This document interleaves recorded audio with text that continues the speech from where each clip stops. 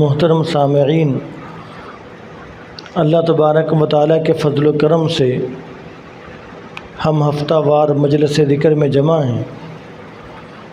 اللہ رب العزت ہمارا مل بیٹھنا قبول فرمائے اور اپنی محبت کے حصول کا ذریعہ بنا دے۔ تو ہفتہ وار مجلس ذکر کا مقصد یہی ہوتا ہے کہ ایک ہفتے کے بعد مل بیٹھ کر اللہ تبارک و تعالیٰ کے نام کا محبت سے، شوق سے ذکر کیا جائے۔ ہو سکتا ہے کہ جتنے حضرات یہاں پر موجود ہیں، کوئی ایک محبت سے، شوق سے اللہ تعالیٰ کے نام کا ذکر کرے اور اللہ تبارک و تعالیٰ سب کے دلوں کو اپنی محبت سے بھر دیں۔ تو آپ صلی اللہ علیہ وسلم نے ارشاد فرمایا کہ دو نعمتیں ایسی ہیں، فرمایا کہ لوگ ان نعمتوں کے بارے میں غفلت کے اندر پڑے ہوئے ہیں۔ فرمایا کہ ان میں سے ایک نعمت الصحت اور دوسری نعمت والفراغ۔ ایک نعمت صحت اور تندرستی کی ہے اور دوسری نعمت فراغت اور فرصت کی ہے۔ فرمایا کہ یہ دو نعمتیں ایسی ہیں کہ لوگ ان نعمتوں کے بارے میں غفلت کے اندر ہیں۔ ان دو نعمتوں سے خوب فائدہ حاصل کرنا چاہیے۔ ان میں سے پہلی نعمت ارشاد فرمائی کہ صحت اور تندرستی کی نعمت، اس لیے کہ جب آدمی صحت اور تندرست ہوتا ہے تو اس وقت بہت زیادہ نوافل پڑھ سکتا ہے، بہت زیادہ ذکر اذکار کر سکتا ہے اور بہت زیادہ نیک اعمال ایسے کر سکتا ہے کہ آدمی بیماری کے اندر ان اعمال تک نہیں پہنچ سکتا۔ تو اس لیے فرمایا کہ صحت اللہ تبارک و تعالیٰ کی بہت بڑی نعمت ہے اور لوگ اس نعمت کے بارے میں غفلت کے اندر پڑے ہوئے ہیں۔ اس نعمت سے لوگوں کو فائدہ حاصل کرنا چاہیے۔ انسان بہت کمزور ہے، کوئی پتہ نہیں کہ اللہ نہ کرے انسان پر کوئی بیماری ایسی حملہ کر دے کہ آدمی ساری زندگی محتاج ہو کر بیٹھ جائے۔ آدمی کتنے سال بیماری کے اندر گزار دے، انسان بڑا کمزور ہے۔ کوئی اپنے بارے میں یہ دعویٰ نہیں کر سکتا کہ میں ایسا تندرست اور توانا ہوں کہ میں 80 سال بھی جی لوں تو مجھے کچھ نہیں ہوگا۔ انسان بہت کمزور ہے، کوئی پتہ نہیں کہ آج بالکل 100% صحت مند، تندرست ہے، توانا ہے، جوان ہے اور ایک دن کے بعد اللہ نہ کرے محتاج ہو کر بیٹھ جائے۔ تو اس لیے فرمایا کہ صحت اور تندرستی یہ اللہ تبارک و تعالیٰ کی بہت بڑی نعمت ہے، اس سے آدمی کو فائدہ حاصل کر لینا چاہیے۔ اور صحت اور تندرستی کو کام میں لانے کا ایک فائدہ یہ بھی ہوتا ہے کہ جب آدمی صحت کے وقت کے اندر اللہ تبارک و تعالیٰ کو یاد کرتا ہے، نوافل پڑھتا ہے، تلاوت کرتا ہے، ذکر اذکار کرتا ہے، دینی مجلسوں کے اندر جاتا ہے، نیکی کے کام آگے بڑھ کر کرتا ہے، تو اگر اللہ نہ کرے کبھی بیمار ہو جائے تو بیماری کی وجہ سے یہ سارے کام نہیں کر سکتا، تو اللہ تبارک و تعالیٰ اس کو خود بخود یہ سارے کام کرنے کا ثواب ویسے ہی عطا فرماتے رہتے ہیں۔ اس لیے کہ اللہ تبارک و تعالیٰ بڑے رحیم ہیں، کریم ہیں۔ اللہ تعالیٰ دیکھتے ہیں کہ میرا بندہ تندرست تھا، جب صحت مند تھا تو یہ اپنا وقت فارغ نہیں گزارتا تھا، یہ ہر وقت میری مخلوق کی خدمت کے اندر، ہر وقت عبادت کے اندر، نیک اعمال کے اندر لگا رہتا تھا۔ اب بیچارہ بیمار ہو گیا تو اللہ تبارک و تعالیٰ اس کو بیماری کی وجہ سے وہ تمام نیک اعمال کا ثواب بغیر عمل کیے عطا فرماتے رہتے ہیں۔ تو اس لیے آپ صلی اللہ علیہ وسلم نے فرمایا کہ صحت اور تندرستی اللہ تعالیٰ کی بہت بڑی نعمت ہے، لیکن لوگ اس کے بارے میں غفلت میں پڑے ہوئے ہیں۔ اور دوسری چیز ارشاد فرمایا کہ والفراغ، اور فراغت یہ بھی اللہ تعالیٰ کی بہت بڑی نعمت ہے کہ آدمی کو فرصت مل جائے، آدمی کے پاس فارغ وقت ہو عبادت کے لیے، ذکر کے لیے، تلاوت کے لیے، نوافل کے لیے اور نماز باجماعت پڑھنے کے لیے، تمام نیک اعمال کرنے کے لیے فارغ وقت ہو، تو آدمی کے پاس فارغ وقت ہو، یہ بھی اللہ تبارک و تعالیٰ کی بہت بڑی نعمت ہے۔ اور یہاں پر بھی وہی کلیہ ہے کہ جو آدمی ہر وقت اللہ تعالیٰ کی یاد میں، عبادت میں لگا رہتا ہے، اگر اس کو کوئی مجبوری پیش آ جائے، کوئی اس کو مصروفیت لاحق ہو جائے، تو اللہ تبارک و تعالیٰ اس کو بغیر عمل کیے ثواب عطا فرما دیتے ہیں، کہ اس لیے کہ یہ اپنے فارغ اوقات کو نیکی کے کام میں لاتا ہے۔ اب یہ بندہ مصروف ہے، اب یہ عمل نہیں کر سکتا، تو اللہ تبارک و تعالیٰ اس کو ان اعمال کا ثواب عطا فرماتے رہتے ہیں۔ تو اس لیے فارغ وقت ہمیں کام میں لانا چاہیے اور فارغ وقت کو بہت غنیمت جاننا چاہیے۔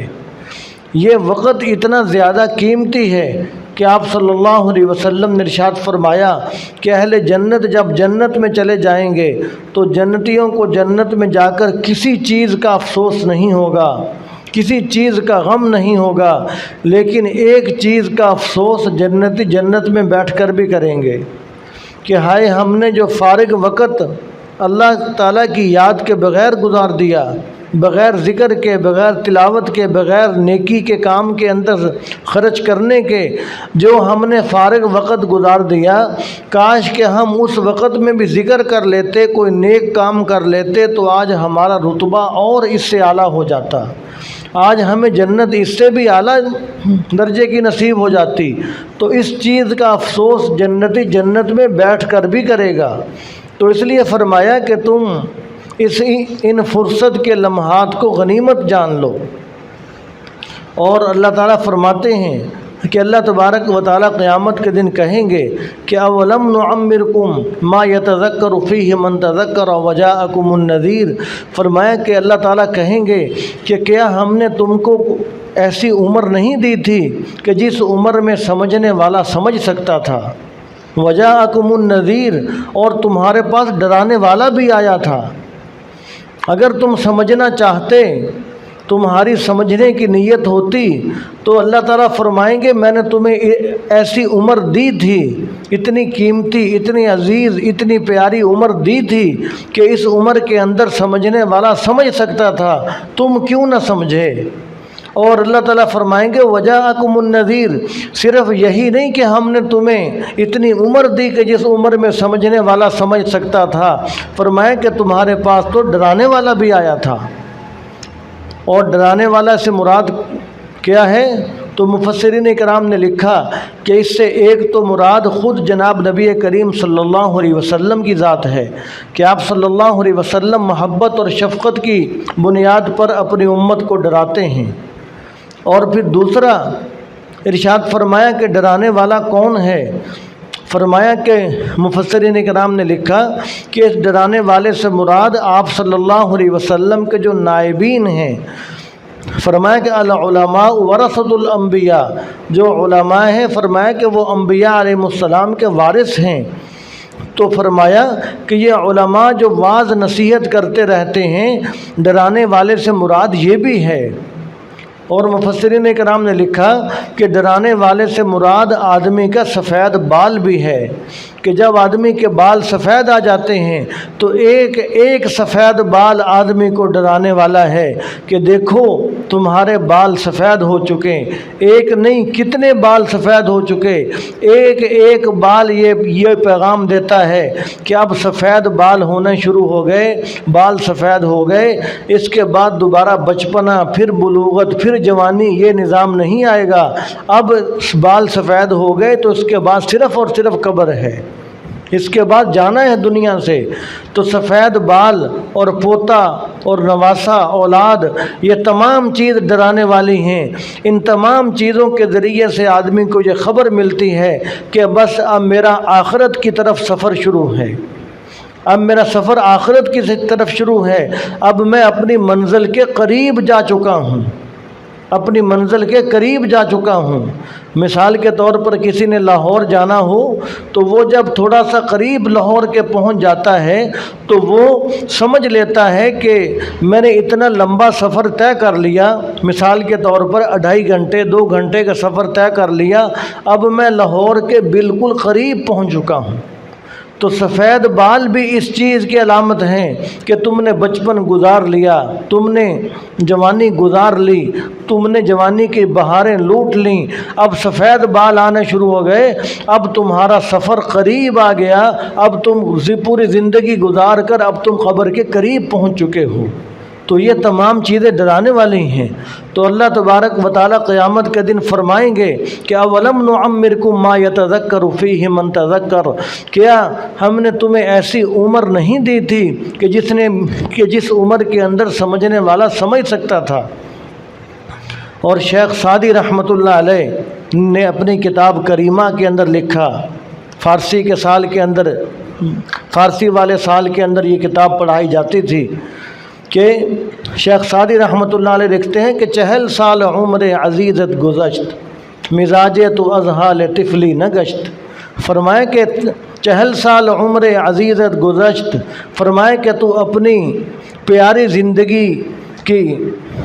جو تیری عمر ہے وہ تو 40 سال گزار چکا ہے۔ 40 سال عمر عزیزت گزشت، تو اپنی پیاری عمر جو ہے وہ 40 سال گزار چکا ہے۔ مزاج تو ازحال طفلی نہ گشت، تو ابھی تک بچوں والی عادتوں سے پھرا نہیں ہے، تیرے اندر ابھی تک بچوں والی عادتیں ہیں۔ جس طرح بچہ غافل زندگی گزارتا ہے، ایک بچہ غافل ہوتا ہے، اس کو کوئی فکر نہیں ہوتی، اس کو کسی کا غم نہیں ہوتا، اس پر کوئی ذمہ داری نہیں ہوتی، اس کو کوئی آخرت کی سوچ نہیں ہوتی، اس لیے کہ وہ بچہ نابالغ بچہ ہے، وہ بے سمجھ بچہ ہے۔ اب چھوٹے بچے کو کیا پتہ ان تمام باتوں کا؟ تو شیخ سعدی رحمۃ اللہ علیہ فرماتے ہیں کہ 40 سال عمر تم گزار چکے ہو، اب بھی تمہارے اندر بچوں والی عادتیں ہیں، بچوں والی عادتیں تم نے اب تک نہیں چھوڑیں۔ فرمایا کہ ہما با ہواؤ ہمس ساختی، دمے با مصالح نہ پرداختی، تم نے سارا وقت ہوا و ہوس کے اندر، اپنی خواہشات کے اندر، اپنی مرضیات کے اندر گزار دی، دمے با مصالح نہ پرداختی، ایک لمحہ بھی تو نے نیکی کے اندر خرچ نہیں کیا، ایک لمحہ بھی نیکی کے اندر خرچ نہیں کیا۔